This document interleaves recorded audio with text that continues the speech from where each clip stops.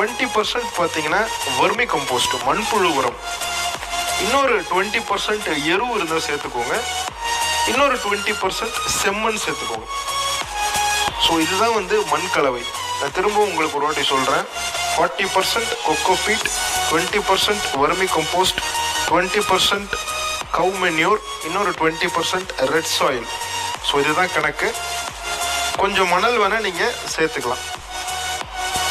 உங்கள்கிட்ட செம்மண் இல்லைன்னா அதே நேரத்தில் நீங்கள் கார்டன் சாயில் தோட்ட மண்ணை சேர்த்துக்கலாம். செம்மண் வந்து பூச்செடிகளை பொறுத்த வரைக்கும் ரொம்ப நல்ல ஒரு அடிஷன் அப்படின்னு சொல்லாங்க. ஏன்னா ட்ரைனேஜ் வந்து உங்களுக்கு ஈஸியாக இருக்கும். ஸோ அந்த விதத்தில் நீங்கள் இந்த மண் கலவை பயன்படுத்தலாங்க.